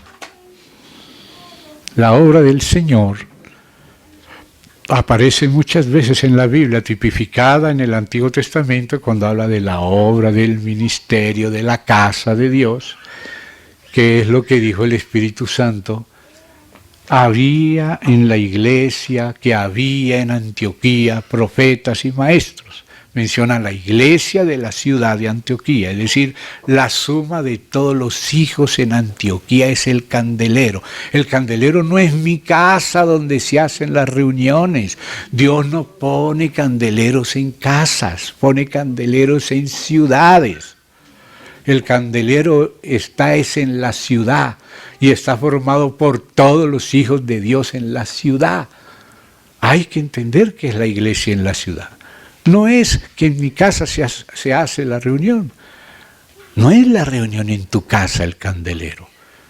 El candelero son todos los hijos de Dios que pueden reunirse en tu casa y también en todas las casas. Y ojalá cuando nos reunimos en muchas casas lo hagamos en común acuerdo. Porque el candelero no es una casa. Es que ahora el candelero no está en tu casa, sino en mi casa. No, el candelero nunca está en una casa. El candelero está en Éfeso. Es la iglesia en Éfeso. Es la iglesia en Esmirna. No en la casa de Policarpo. No. Pueden reunirse en la casa de Policarpo, pero es la iglesia en la ciudad el candelero. Y todos, estemos ahí o no, somos de ese candelero. Muchos son miembros del candelero sin saberlo porque todavía no han madurado en la iglesia. Apenas están siendo salvos, conociendo el perdón de los pecados y algunas cosas, y hay cosas que no entendemos. El candelero no está en ninguna casa o familia es propietaria de ningún candelero. El propietario del candelero es el Señor Jesucristo. Y Él tiene como miembro del candelero a todos sus hijos. Algunos son niños, no disciernen el cuerpo, pero son del cuerpo aunque no lo disciernan. Y el que lo discierne sabe quién es del cuerpo, aunque Él no quiera ni recibirte. Hay hermanos legítimos que no quieren recibirte porque han oído solo paradigmas denominacionales y son nuevos. Entonces no te van a entender. Pero hermano, nadie es dueño del candelero, sino el Señor Jesús. Y el Señor Jesús recibe a todos y dice que le dé el pan a todos y que todos coman el pan, beban la copa. Y cuando se entiende el candelero y la iglesia es grande como la iglesia en Jerusalén, se reunía por las casas y partían el pan por las casas, pero partían el mismo pan. No quiere decir de que, bueno, aquí empezamos para que tú no vayas a hacerlo y te sometas a mí. Hermano, todos los que quieren obligar, manipular a otros, andan en la carne. Esto dice, esto os obligan. Los que quieren agradar según la carne, dice a los Gálatas, os obligan. O sea, quien quiere manipular a los otros y negarle la validez a los otros y no se somete a mí, si yo no soy aquí el que manda, entonces no es de la iglesia, porque aquí empezamos primero. Pero ¿cuál primero? Si el mismo Cristo es el que está en todos. Pero eso sucede, hermano, eso muestra que todavía no entiende lo que es la iglesia. Piensa que la iglesia son los que empezaron a reunirse en tu casa. No, la iglesia es todos los que nacieron en Cristo. Esa es la iglesia. Y está ahí, porque está ahí. ¿Cuándo empieza la iglesia? Pues cuando aparecen 2, 3 primeros, 5, 6, 7, 8. Pero no quiere decir que los otros que van naciendo no sean. Todos los que nacen de nuevo, nacen en la iglesia y no necesitan pedirte permiso. Si ya Dios los engendró, ahora que los vas a descalificar como hijos o como miembros del cuerpo, o sea, de la iglesia en la ciudad. Entonces, el candelero no es la reunión. El candelero es la iglesia a las 24 horas, incluso cuando están todos durmiendo, aunque alguno trabaje de noche, pues bueno, ese también es de la iglesia. Es por ser de Cristo que somos de la iglesia. Si es de Cristo y es de la iglesia. Ahora, muchos que son de la iglesia no lo entienden. No entienden lo que son, como un niño no sabe que el apellido García es el de su papá y que él es también García. Tiene que entender mucho, y si es complicado como el mío, imagínese que va a entender mi nena aquí, que dice que Scorsia y a Francesco. ¡Wow! No va a saber nada. Abuelito, hasta ahí. Entonces, deja de ser de la iglesia porque no sepa cuál es su apellido o el de su abuelo, que es el de ella. Por lo menos el segundo, si es materno. No, es de la iglesia porque nació de Cristo, del Espíritu, fue perdonado, ya es de la iglesia. Y los que son de la iglesia debemos entender quiénes son de la iglesia en vez de tratar de descalificar a otros. Pero la cuestión está, ¿me reúno alrededor de quién? ¿De Pablo? No hay iglesia de Pablo. No hay iglesia de Gino, no se vayan a reunir nunca en nombre de Gino. Pobres de ustedes. Sigamos reuniendo alrededor de Cristo. Por eso yo me voy y ya sé que la iglesia sigue porque Cristo sigue. Y Dios levanta otros hermanos. Ojalá que los que el Señor está levantando entiendan que los levanta para edificar su iglesia y no la de alguno. Nosotros no somos de la iglesia de Gino, ni de Cefas, ni de Apolo, ni pensar que solo nosotros somos la iglesia de Cristo. Eso pasaba a los corintios. Pablo le dice que todos eran iglesia de Dios, pero ellos decían que unos eran de Apolo, otros decían que eran de Cefas y otros decían que era de Cristo. No está mal ser de Cristo, lo que está mal es pensar que solo nosotros somos de Cristo. Hasta los que dicen ser de Pablo son de Cristo. Y aunque ellos todavía no entiendan que son de Cristo y quieran gloriarse en Pablo, gloriarse en Pedro, gloriarse en fulano, mengano, son de Cristo, aunque digan ser bautistas. Yo no debo, pero como dice que es bautista, ese es su testimonio, entonces no es de Cristo. ¿Cómo que no es de Cristo? Si Cristo murió por él y él cree y lo recibió, solo que todavía no entiende lo de la iglesia, entiende que es de Cristo. Empezó por uno de los rudimentos, los dos primeros, quizás arrepentimiento y fe en Dios. Pero lo del cuerpo no está en los fundamentos, en los rudimentos, está más arribita, está en la edificación. Entonces sobre el fundamento hay una edificación y esa sí es el cuerpo. Y ahí en el partimiento del pan que está en el fundamento, empezamos a discernir el cuerpo. Y discernir el cuerpo es reconocer a los que nuestro Padre tiene por hijos.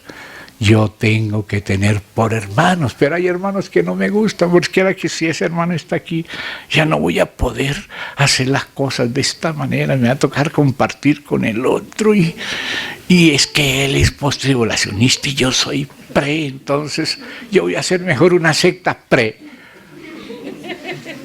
Ahí está el problema, pero Dios también tiene hijos pre y pose, inter y un montón, y ya son hijos porque eso de pre y pose, eso son cosas de familia, que se tratan en la familia, pero no se empieza la familia en pro o en pre, empieza en Cristo. Y a algunos de Cristo nos parece post, otros les parece pre. Entonces hay que seguir viendo y oyéndonos y soportándonos y amándonos por causa de Cristo. Y la verdad de Cristo, no que alguien lo impone a la fuerza, no. Hay que dejar que la verdad por sí sola tenga el peso, ese es el plomo, el peso de la autoridad de Cristo, de la autoridad del Espíritu y de la palabra, y se deja a todos en libertad de acatarla. Y los que no la acatan, Después se dan cuenta que erraron y dieron vueltas por el desierto mucho tiempo. Perdieron tiempo. Cuando empiezan a darse cuenta, no, los hermanos sí estaban con la razón. No, no es los hermanos, es la Biblia, que nos hace entender cada vez mejor.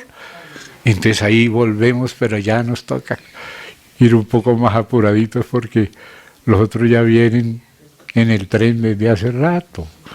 Y otros apenas nos subimos en el tren y estamos como atrasaditos, porque a veces queremos ser aislados, no entendemos el cuerpo, no discernimos el cuerpo. Entonces comemos juicio que no es eterno, no, es una corrección. Puede ser una enfermedad, como varias veces yo me he enfermado, puede ser una debilidad, puede ser una muerte prematura.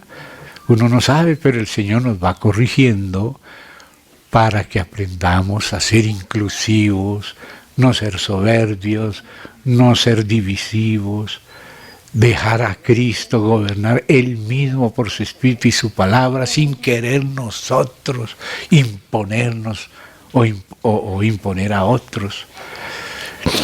Solo le digo, reúnase en el Espíritu alrededor de Cristo con todos los que son de Él, en lo local, y a la vez esté abierto a la comunión universal. Y con esta parte quiero terminar, aunque no he terminado, pero ya les pedí y ya me da vergüenza seguir. Entonces solamente voy a leer algo acá, si ustedes me acompañan, en Tesalonicenses. Voy a leer a Pablo desde la primera a los Tesalonicenses capítulo 4, voy a leer desde el versículo 6, ya para terminar. Que ninguno agravie ni engañe en nada a su hermano, porque el Señor es vengador de todo esto. O sea, el Señor aplica su venganza, que Él dice, ustedes no se venguen, déjenme a mí la venganza, porque Él es el que vindica, el que juzga. ¿Y qué va el Señor a vengar? Toda injuria, todo engaño que hagamos a cualquier hermano. El Señor nos va a corregir porque Él es nuestro Padre. ¿Y cómo nuestro Padre no nos va a corregir? Entonces dice así,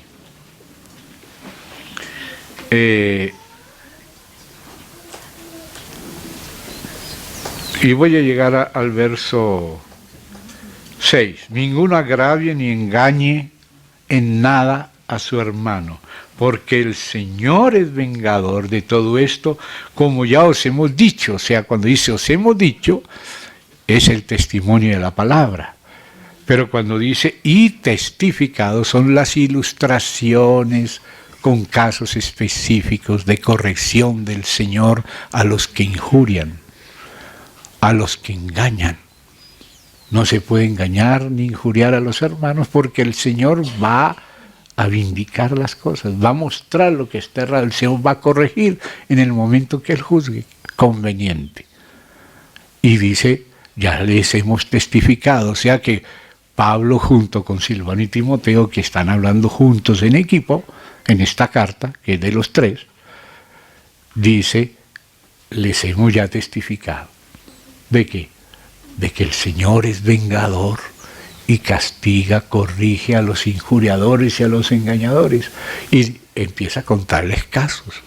Yo podría contarles casos míos, que yo prefiero contar mis vergüenzas que mis glorias. Que mis glorias me tiran para abajo, mis vergüenzas me enseñan y les enseñan. Entonces Dios corrige y dice, pues no nos ha llamado Dios a inmundicia, sino a santificación. Así que el que desecha esto, hay personas que no se dan cuenta que están desechando al Señor cuando desechan a los hermanos que Dios puso.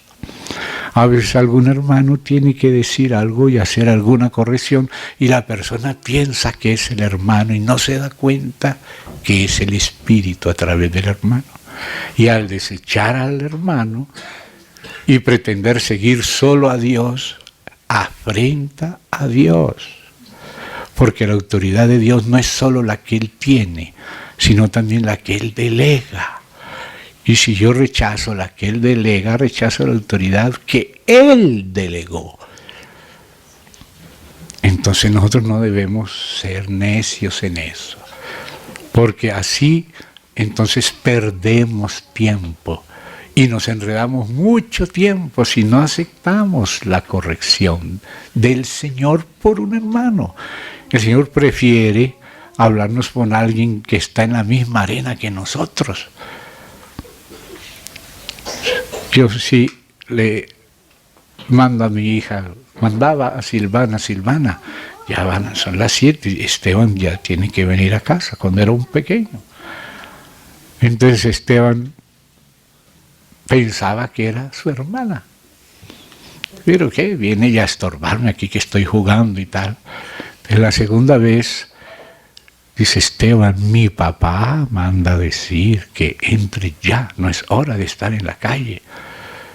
Si él no se da cuenta que lo que le dice Silvana es su papá, entonces la tercera vez va a tener que ir directo el papá y traerlo con correa. ¿Se da cuenta? Entonces así hace Dios. Dios a veces nos habla por personas que están en la misma arena que nosotros, que pasan las mismas pruebas, tan humanos como nosotros. Y no los queremos oír, entonces le toca a Él mismo corregirnos. Ay, ay, ay. Yo recuerdo una vez que un hermano estaba tratando de hacerme entender algo y después yo me quejaba con otro hermano de cómo se estaba metiendo demasiado, que era muy metido. Y yo que digo eso y el Espíritu Santo que me reprende directo. Como quien dices, o te callas o me pongo a la puerta. Uy, de ahí nunca más en mi vida quiero irritar al Señor, no distinguiendo que es el Señor el que está tratando conmigo a través de esa persona que es tan igual que yo, o quizá peor que yo. Que eso es lo que pensamos normalmente. Siempre que leemos el justo, ese soy yo, el impío, ese es fulano. ¿Verdad?